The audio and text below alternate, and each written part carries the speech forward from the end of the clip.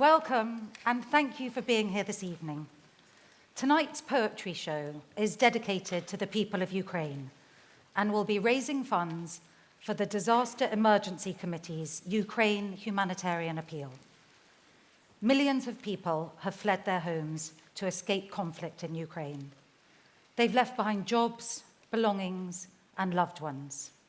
We've all seen heartbreaking images of injured children, burning buildings, and people running for their lives.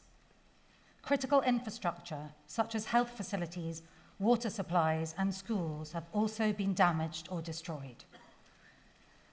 R.S. Thomas said, "Poetry is that which arrives at the intellect by way of the heart.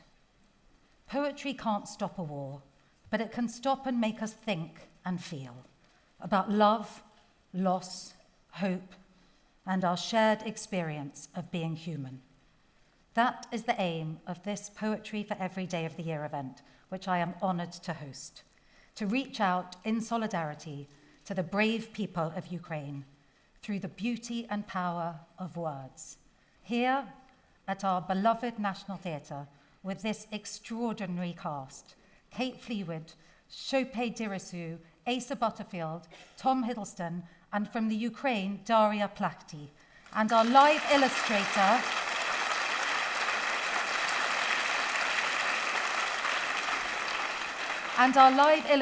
Chris Riddell, and we'd love to ask you please now to hold your applause to the end of the show.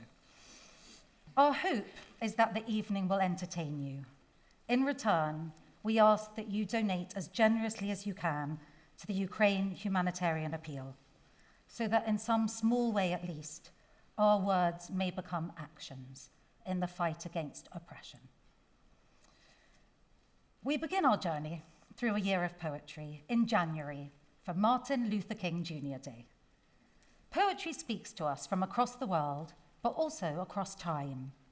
This poem was written before Martin Luther King Jr. was born by the civil rights activist and writer James Weldon Johnson. He composed these lines in 1900 for a group of students in Jacksonville, Florida, who were celebrating the legacy of what the late President Lincoln had done to end slavery. The words spread from school to school, then state to state, eventually being adopted by the NAACP as their unofficial national anthem. Lift every voice and sing. Lift every voice and sing till earth and heaven ring. Ring with the harmonies of liberty. Let our rejoicing rise high as the listening skies. Let it resound loud as the rolling sea. Sing a song full of the faith that the dark past has taught us. Sing a song full of the hope that the present has brought us.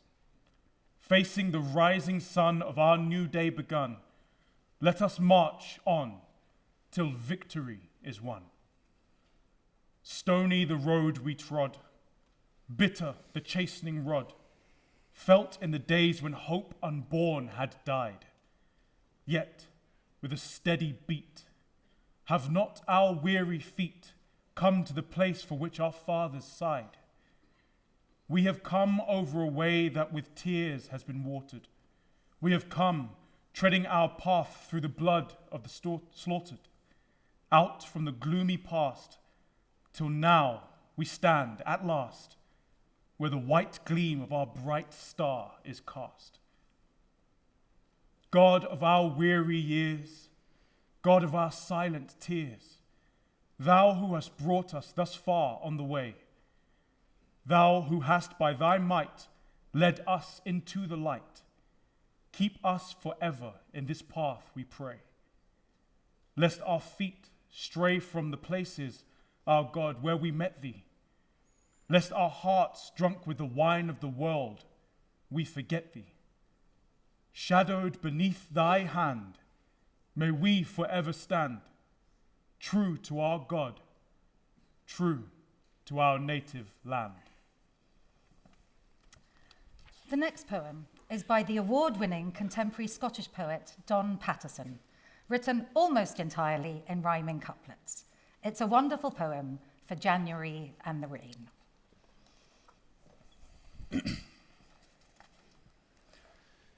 Rain. I love all films that start with rain. Rain braiding a window pane or darkening a hung-out dress or streaming down her upturned face. One big, thundering downpour right through the empty script and score, before the act, before the blame, before the lens pulls through the frame to where a woman sits alone beside a silent telephone, or the dress lies ruined on the grass, or the girl walks off the overpass. And all things flow out from that source along their fatal watercourse, however bad or overlong, such a film can do no wrong. So when his native twang shows through, or when the boom dips into view, or when her speech starts to betray its adaptation from the play, I think to when we open cold on a starlit gutter, running gold with the neon of a drugstore sign, and I'd read into its blazing line, forget the milk, the blood, the ink. All was washed clean with the flood. We rose up from the falling waters, the rain's own sons and daughters, and none of this matters. T.S. Eliot is synonymous with modernist poetry, and this extract is from Little Giddings, from his seminal work, 4 Quartets.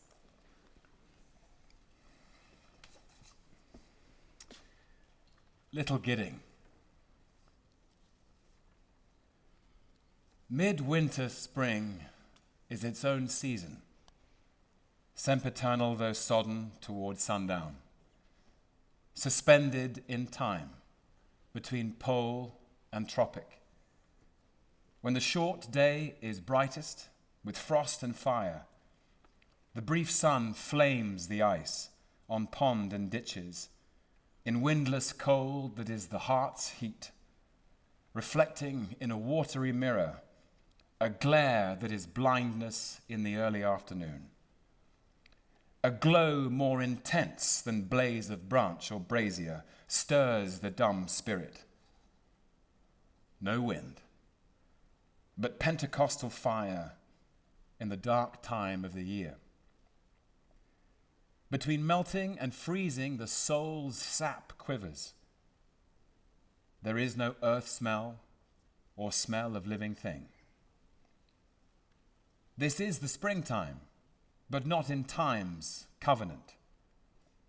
Now the hedgerow is blanched for an hour with transitory blossom of snow, a bloom more sudden than that of summer, neither budding nor fading, not in the scheme of generation. Where is the summer? The unimaginable zero summer.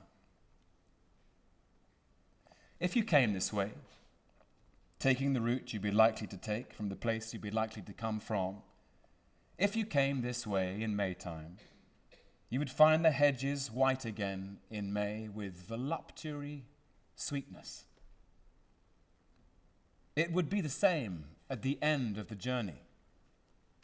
If you came at night like a broken king, if you came by day not knowing what you came for, it would be the same when you leave the rough road and turn behind the pigsty to the dull facade and the tombstone. And what you thought you came for is only a shell, a husk of meaning, from which the purpose breaks only when it is fulfilled, if at all. Either you had no purpose, or the purpose is beyond the end you figured and is altered in fulfillment. There are other places which also are the world's end, some at the sea jaws over a dark lake, in a desert or a city. But this is the nearest, in place and time, now and in England. As we head into February, these next poems are for Valentine's Day and the theme of love. The first one is about longing and is by Carol Ann Duffy.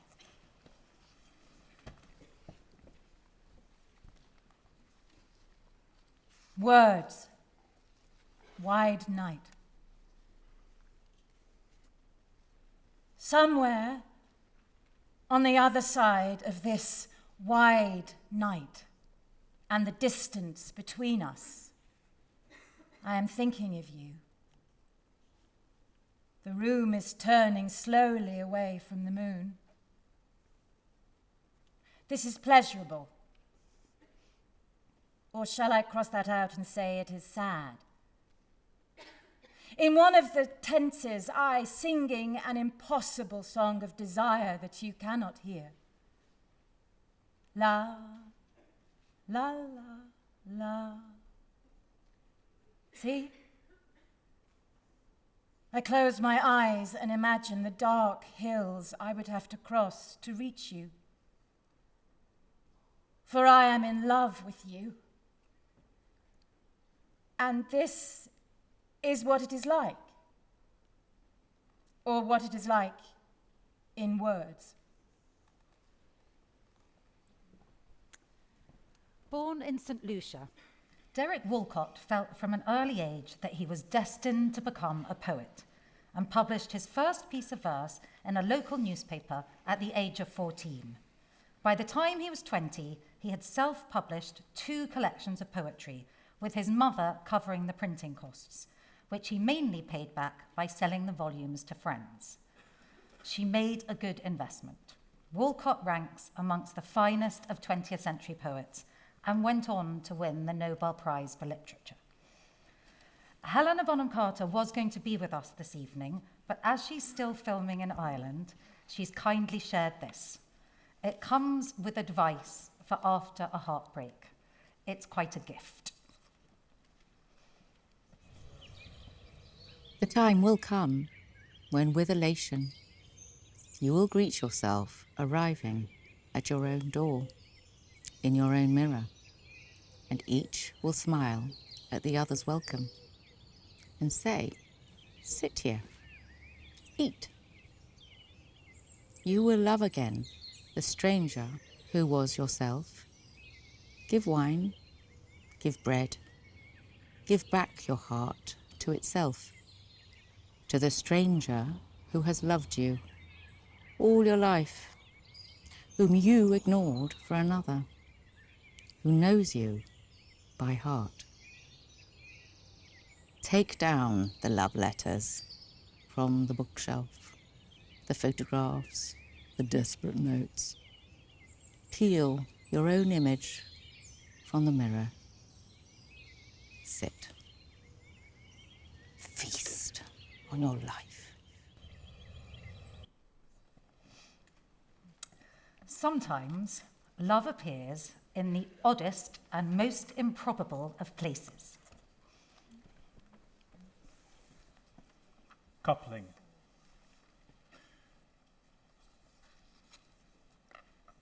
On the wall, above the bedside lamp, a large crane fly is jump-starting a smaller crane fly.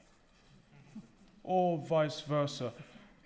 They do it tail to tail, like Volkswagens. Their engines must be in their rears. But it looks easy enough. Let's try it.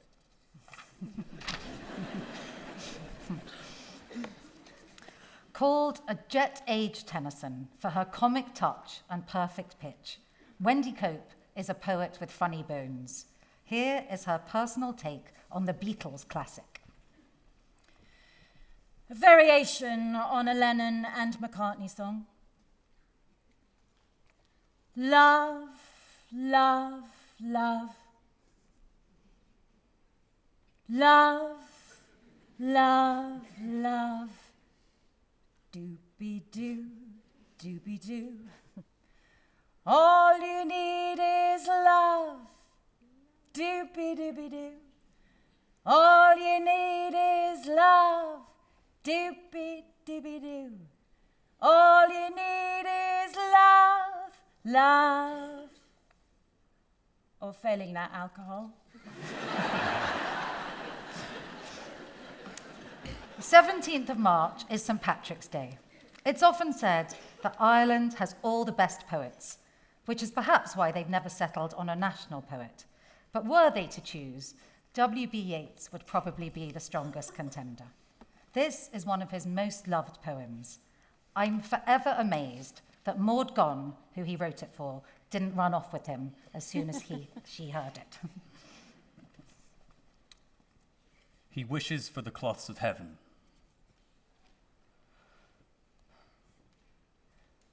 Had I the heavens' embroidered cloths, enwrought with golden and silver light, the blue and the dim and the dark cloths of nights and lights and half-light, I would spread the cloths under your feet.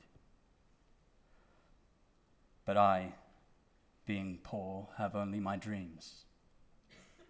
I have spread my dreams under your feet. Tread softly, because you tread on my dreams.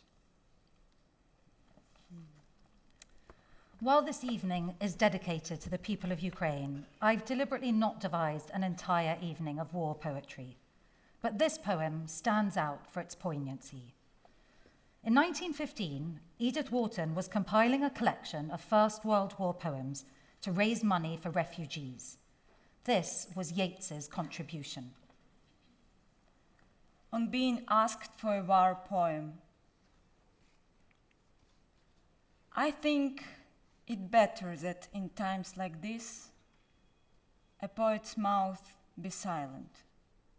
For in truth, we have no gift to set a statesman right.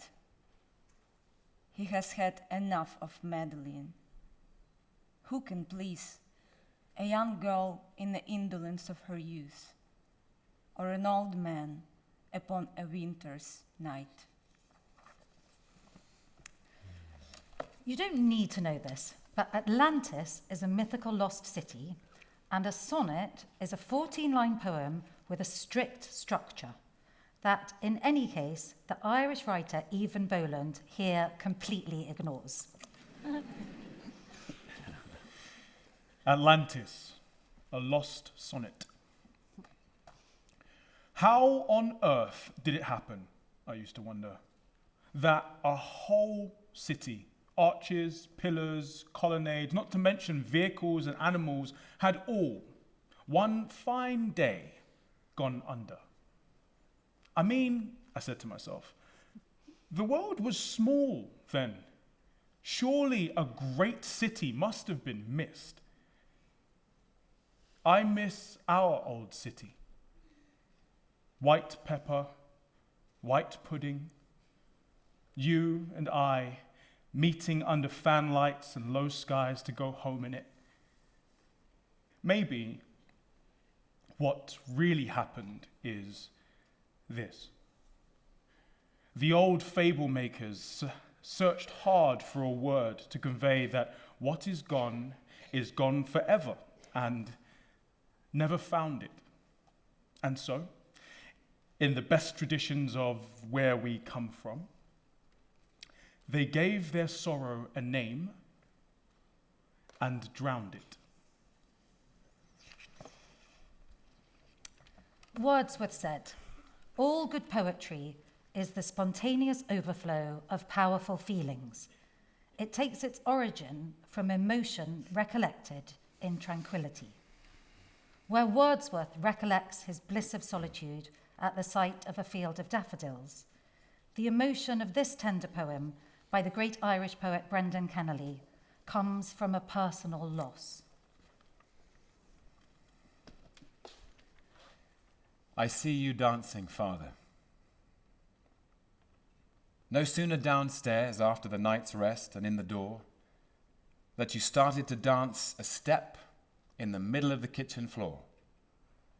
And as you danced, you whistled. You made your own music, always in tune with yourself. Well, nearly always, anyway.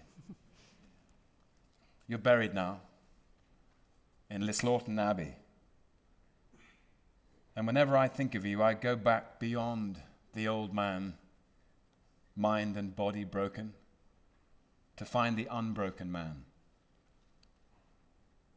It is the moment before the dance begins. your lips are enjoying themselves, whistling an air. Whatever happens or cannot happen in the time I have to spare, I see you dancing, Father. My latest project has been a book of nursery rhymes in which you'll discover rhymes and their hidden meanings. I thought they would be ideal for April Fool's Day. This is one of my favourites, with plenty of rhyme but not much reason. Then again, a famous Greek myth has poor Sisyphus pushing a rock up a hill until it falls down, whereupon he is forever doomed to begin again. Life's harsh futility could be the hidden meaning of this rhyme about poor old Michael Finnegan. Michael Finnegan. There once was a man called Michael Finnegan. He grew whiskers on his chin again. The wind came out and blew them in again. Poor old Michael Finnegan, begin again. There once was a man named Michael Finnegan. He kicked up an awful din again, because they said he must not sing again. Poor old Michael Finnegan, begin again. There once was a man named Michael Finnegan, ran a race and tried to win again. So got so puffed that he had to go in again. Poor old Michael Finnegan, begin again. There once was a man called Michael Finnegan. He drank all through all his all good gin again. And so he wasted his tin again. Poor old Michael Finnegan, begin again. There once was a man named Michael Finnegan. He went fishing with a pin again. He caught a fish, but dropped it in again. Poor old Michael Finnegan, begin again. There once was a man named Michael Finnegan, climbed a tree and barked his shin again. Took off several yards of skin again. Poor old Michael Finnegan, begin again. There once was a man named Michael Finnegan. He grew fat and then grew thin again. Poor old Michael Finnegan, begin again. It's not known where most nursery rhymes originated, but the legendary character of Mother Goose, or in French, Mère de Loi, is said to have flown over workers' fields, collecting popular songs on her way. Scholars have confounded themselves trying to make sense of her place in nursery lore, suggesting the figure is based on either the mother of Charlemagne, the Queen of Sheba, or even goose-footed Bertha, the wife of French King Robert II. What we do know is that nobody has suggested that this collector was a man, and she has no male counterpart in either language, as historically it was mothers and nursemaids who kept the great oral tradition of Mother Goose rhymes alive. But not tonight. This classic rhyme, whose plot is plundered yearly in the UK for pantomimes, tells the story of the legend herself. Old Mother Goose. Old Mother Goose, when she wanted to wander, would ride through the air on a very fine gander. Mother Goose had a house, 'twas built in a wood, where an owl at the door for sentinel stood. She had a son, Jack, a plain-looking lad. He was not very good, nor yet very bad. She sent him to market, a live goose he bought. "Here, mother," says he. "it will not go for naught." Jack's goose and her gander grew very fond. They'd both eat together or swim in one pond. Jack found one morning, as I have been told, his goose had laid him an egg of pure gold. Jack rode to his mother the news for to tell. She called him a good boy and said it was well. Jack sold his egg to a rogue and a cad who stole half the proceeds away from the lad. Then Jack went a-courting a lady so gay, as fair as the lily and as sweet as the May. The rogue and the squire came behind his back and began to belabor the sides of poor Jack. But old Mother Goose the instant came in and turned her son Jack into famed Harlequin. She then with her wand touched the lady so fine and turned her at once into sweet Columbine. The gold egg in the sea was thrown away then, where an odd fish brought her the egg back again. The rogue got the goose, which he vowed he would kill, resolving at once his pockets to fill. Jack's mother came in and caught the goose soon, and mounting its back, flew up to the moon. The following is a brillig run of nonsense nursery rhymes and wordplay. So delicious and fun, I call them toys for the mind. They can be funny, they can be dark, they can have a new version, but on the whole, they're pure, unadulterated joy.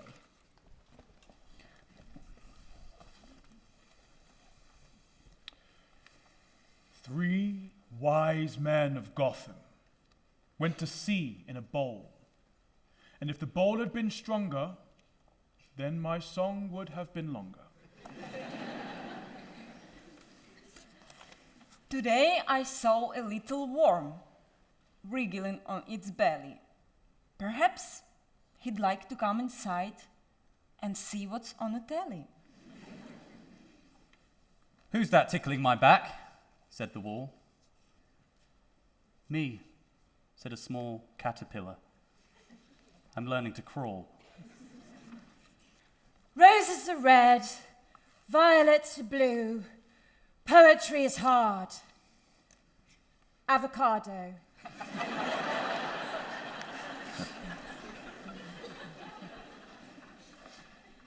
A peanut sat on a railroad track, his heart was all aflutter. The 5:15 came rushing by, toot toot, peanut butter.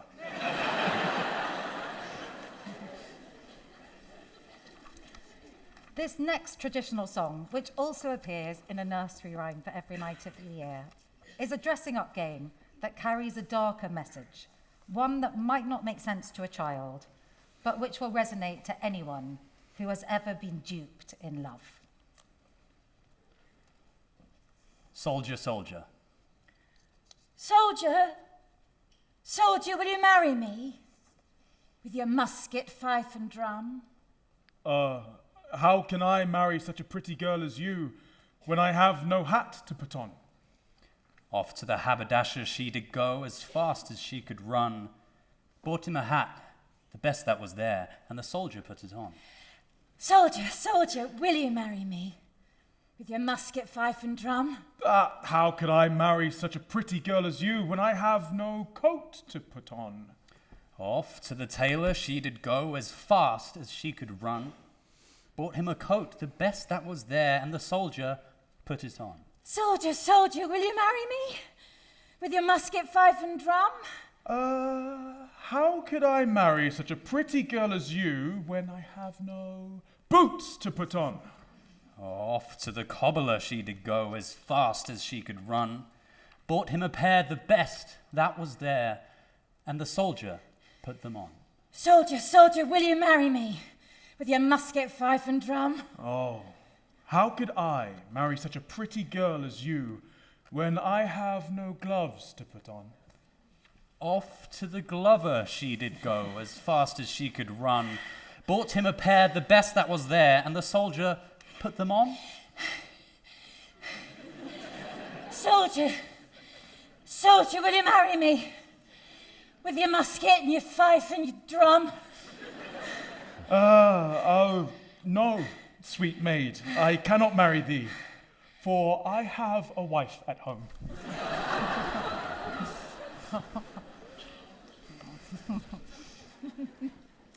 June is the beginning of summer and the month we celebrate Pride. The great Anglo-American poet W.H. Auden wrote the first half of this poem as part of a satirical song of mourning in a play. He reworked it into this elegy, which was not particularly well regarded until it started to be adopted by the gay community in New York during the height of the AIDS pandemic, as lovers had to bury their dead. Richard Curtis then chose it for the funeral scene in 4 Weddings and a Funeral, which secured its place in the 20th century literary canon. Funeral Blues.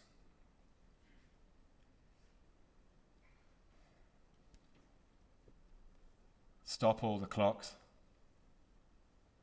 Cut off the telephone. Prevent the dog from barking with a juicy bone. Silence the pianos and with muffled drum, bring out the coffin. Let the mourners come.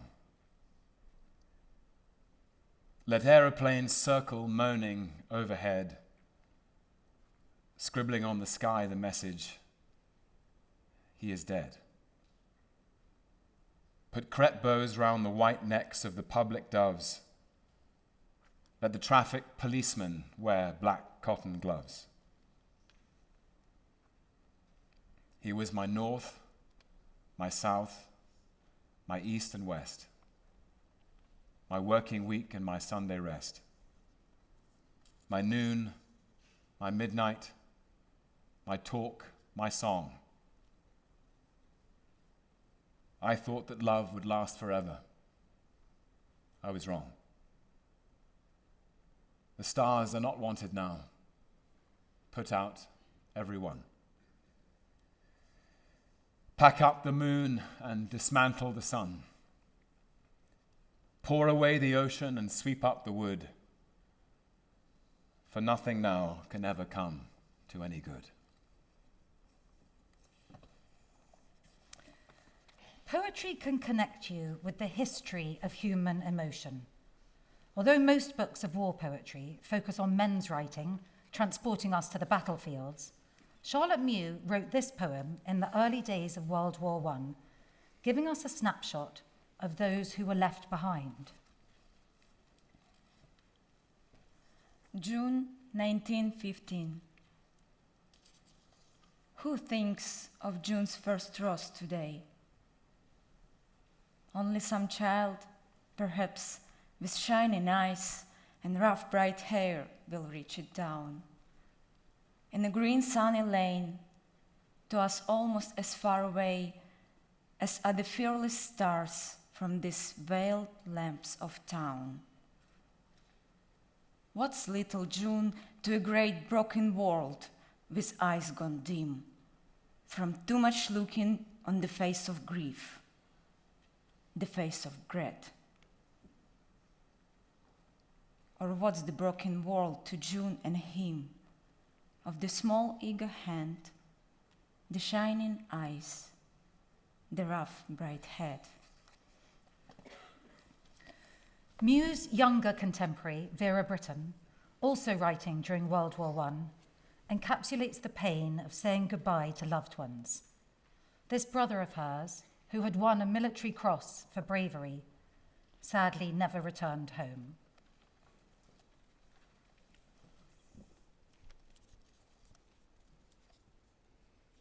To my brother.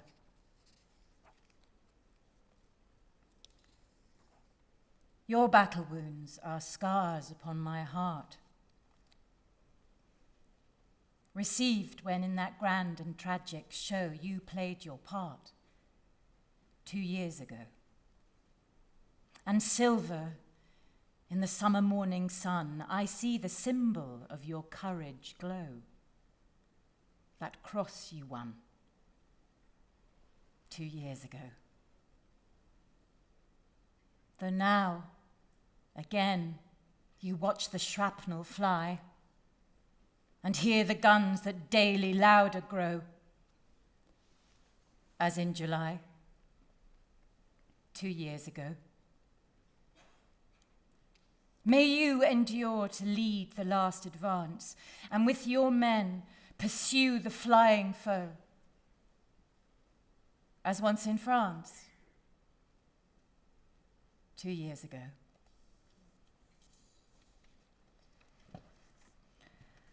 Seamus Heaney's Requiem in sonnet form imagines the experience of villagers in 18th century Ireland rebelling against the British military. Here, barley is a symbol of the immortal rebel spirit. Requiem for the croppies. The pockets of our grey coats, full of barley. No kitchens on the run, no striking camp. We moved quick and sudden in our own country. The priest lay behind the ditches with a tramp. A people, hardly marching, on the hike. We found new tactics happening every day.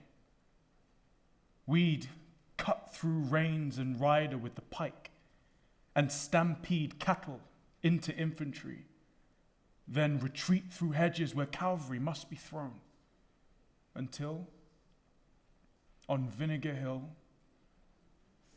the final conclave.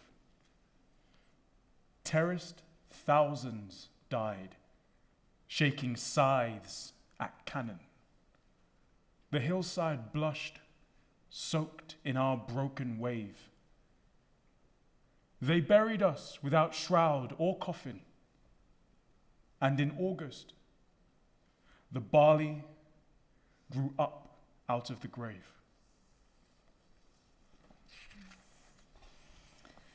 Serhiy Zhadan is one of Ukraine's most acclaimed contemporary writers. He's an award-winning poet and social activist. His writing on the human experience of Russia's war against Ukraine since the 2014 invasion of Crimea reminds us that words are the only bullets in truth's bandolier, and poets are the snipers. These next two poems reveal his extraordinary talent. At least now, my friend says. At least now, my friend says, I know what the war is like. Well, what's it like then? I ask him. Like nothing, he answers. He says it with confidence. Since he was captured, he can speak about most things with confidence through that experience. In other words, with hate. When he talks, better not to interrupt. He won't let your words in anyway. He's got his position, and that's that. He considers it the greatest honor to hold one's position in times of war, to deny the sun, to deny the currents of the ocean. So that's that. The war is like nothing. That is why we talk about it without adjectives.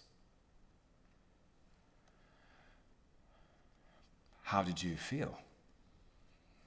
Like nothing. How did they treat you? Like nothing. How do you talk about all this? Like nothing. Now, how the hell do we live with all this?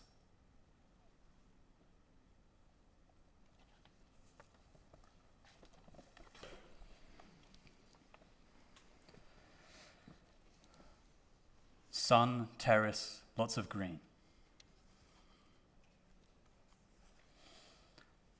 Sun, terrace, lots of green. A boy and a girl, probably students, sit at a table waiting for their order. Near them on the table, class notes, piles of papers. They probably dashed in here for lunch between classes and will run off soon. So grown up, so serious. What else? They probably rent their apartment, don't like to cook, eat wherever. They don't like to waste time in the kitchen. They don't like to waste time on insignificant things. Treat life like clothes. Try them on before you buy. Learn not to waste time on stupid things. One day, she'll definitely have her own home. One day, he will definitely have a normal job. And it will be important to learn about everything, to learn to select the proper words to talk about love and humanity. Dust, flowers, lots of green. Last year's spring.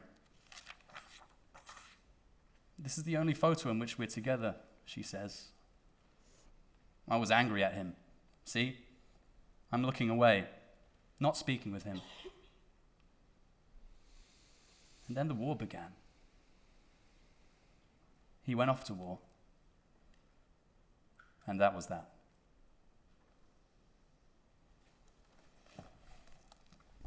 Our next poem was written almost a year ago today by the Ukrainian poet Iryna Shuvalova during phase 1 of the Russian invasion into Ukraine. The Zaborovsky Gate it refers to is an 18th century Baroque gateway in central Kyiv, part of the Baroque architecture for which the city is celebrated. The city is no more. My joy. The city we walked from end to end last year, where we held hands and lay beneath uncertain stars and were afraid to touch each other, yet burned with such a clear and scorching flame that on the walls of building shadow danced. That city is no more, my joy. There is now only its mutilated double, which carries its own ragged, twisted body, as though it were made of glass. There is now only the echo of the song. The song is no more, since the singer is veiled in felt so black, so thick, that through it one can see no uncertain stars, nor pink moons, nor ringed domes, nor red rooftops beneath which on the summer nights our enraptured shadow danced. My joy. And now when we are scattered across the world, when around our city the roads are burning and the metal fist of shells beat its chest again and again like a mighty drum, I'm sure that in the deserted streets and on the empty squares, our shadows are still dancing. Our shadows still hold hands and still embrace the great bodies of the trees. And on the Zaborovsky Gate, a triumphant heart burns and burns and never goes out. This next speech is from a play we now know that Shakespeare contributed to, called Sir Thomas More. The play is incomplete, but the manuscript, which is in the British Library, is thought to be one of the very few examples of Shakespeare's handwriting. Shakespeare's London was adjusting to an influx of Huguenot workers to the city, and anti-immigrant tensions were strong. The action in the play follows the 1517 May Day riots, and the anti-immigrant vitriol in this scene is directed at Northern Italians. Here, in this remarkable speech, to quell the rioting crowd, our greatest poet gives the character Thomas More these compassionate lines. From the book of Sir Thomas More, Act 2, Scene 4, The Stranger's Case. Imagine that you see the wretched strangers, their babies at their backs and their poor luggage, plodding to the ports and coasts for transportation, and that you sit as kings in your desires, authority, quite silent by your brawl, and you in ruff of your opinions clothed. What had you got? I'll tell you. You had taught how insolence and strong hand should prevail, how order should be quelled, and by this pattern not one of you should live an aged man. For other ruffians, as their fancies wrought, with self-same hand, self-reasons and self-right, would shark on you. And men like ravenous fishes would feed on one another. Say now the king should so much come too short of your great trespass as but to banish you. Whither would you go? What country, by the nature of your error, should give you harbour? Go you to France or Flanders, to any German province, to Spain or Portugal, nay, anywhere that not adheres to England, why you must needs be strangers. Would you be pleased to find a nation of such barbarous temper that breaking out in hideous violence would not afford you an abode on earth? Whet their detested knives against your throats, spurn you like dogs, and like as if that God owed not, nor made not you, nor that the elements were not all appropriate to your comforts, but chartered unto them, what would you think to be thus used? This is the stranger's case, and this your mountainish inhumanity.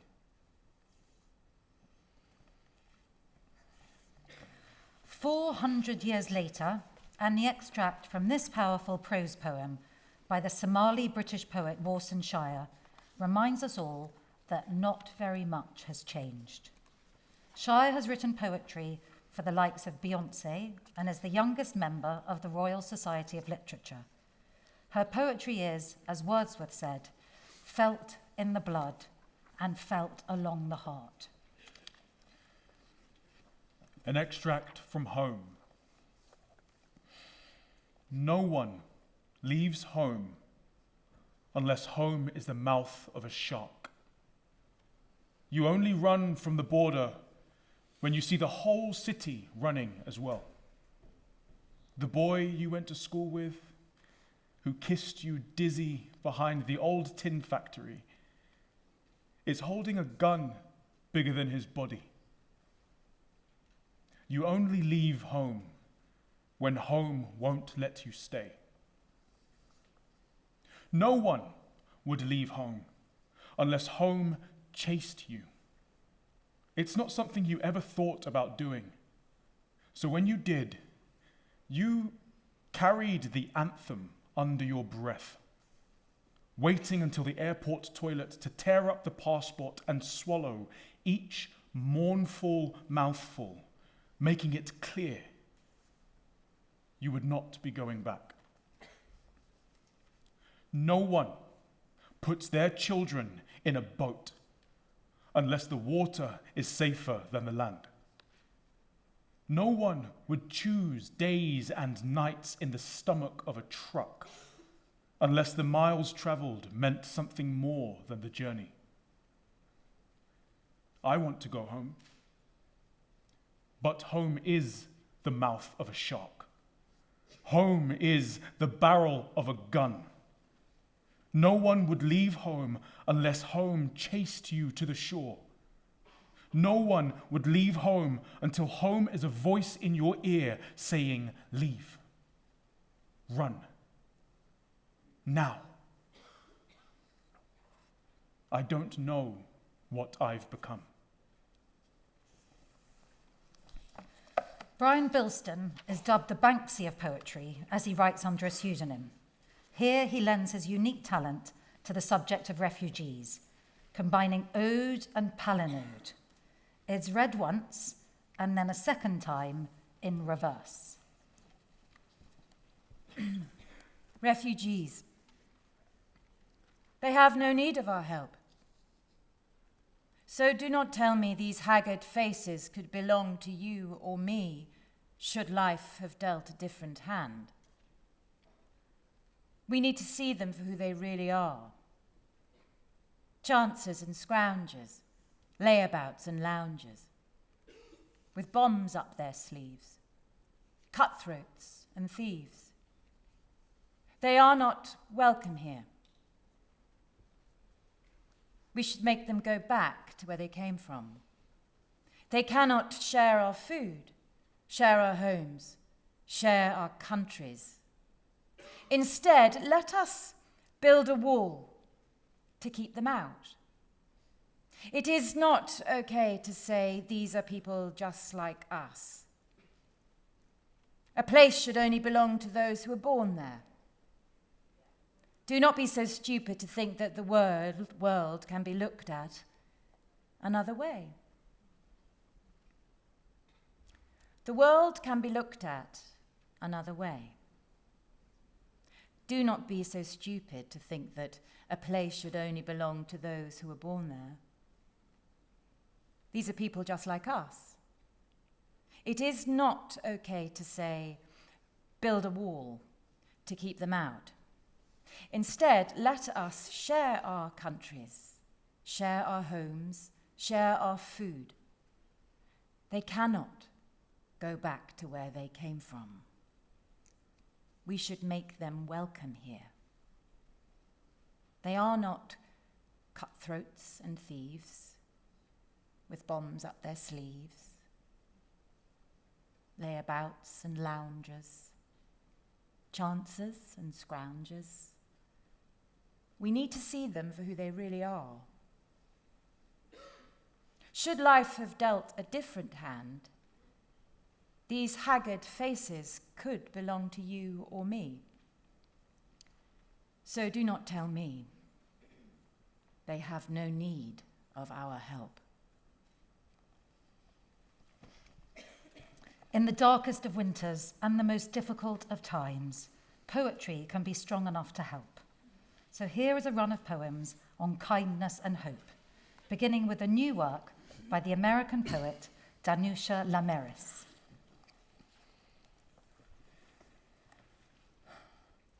Small kindnesses. I've been thinking about the way when you walk down a crowded aisle, people pull in their legs to let you by. Or how strangers still say bless you when someone sneezes. A leftover from the bubonic plague. Don't die, we're saying. And sometimes when you spill lemons from your grocery bag, someone else will help you pick them up. Mostly we don't want to harm each other. We want to be handed our cup of coffee hot and to say thank you to the person handing it. To smile at them and for them to smile back.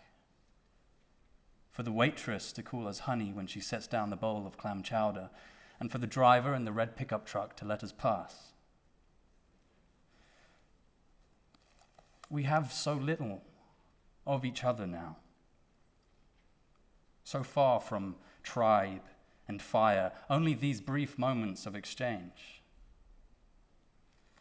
And what if they are the true dwelling of the holy, these fleeting temples we make together when we say, here, have my seat.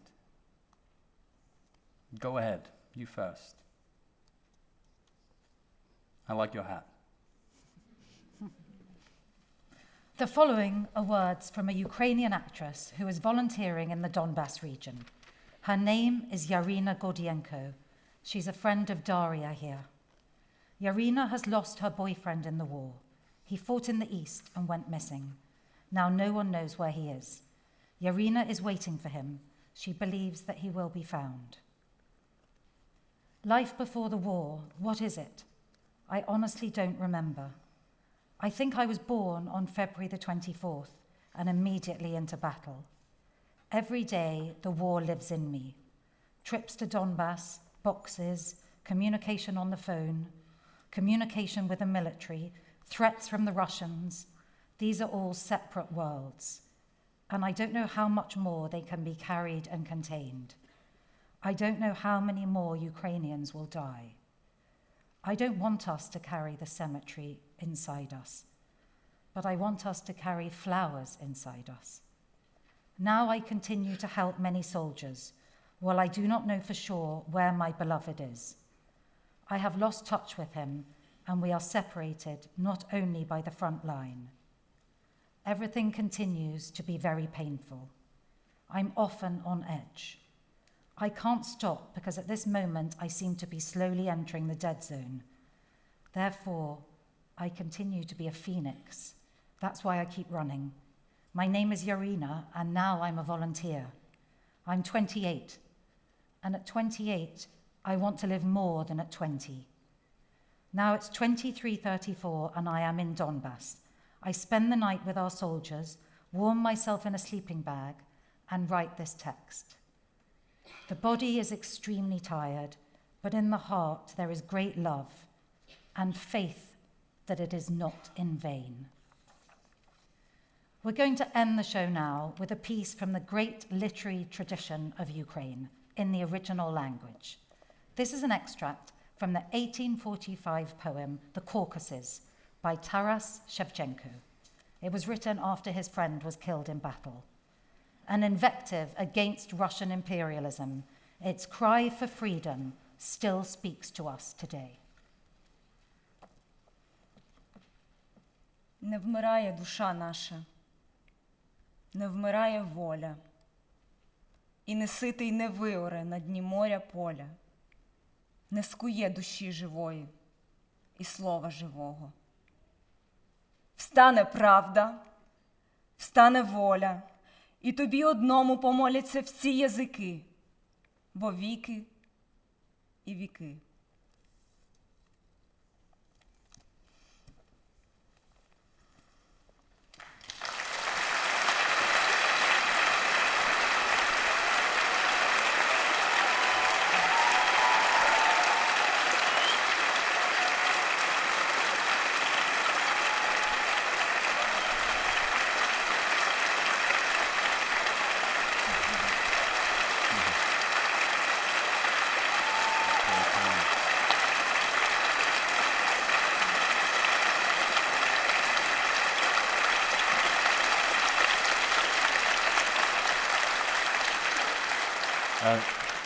Thank you, everyone, very much. Just a few final words. If you can, please do support tonight by making a donation to the appeal.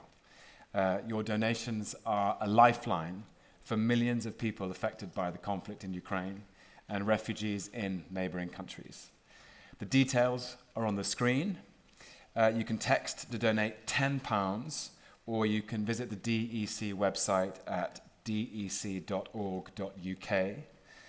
There are collection buckets as you leave the theatre, and also Allie's wonderful books of poetry are for sale at the National Theatre Bookshop, and her royalties from tonight will all go towards the appeal. Thank you for watching. Thank you for your support.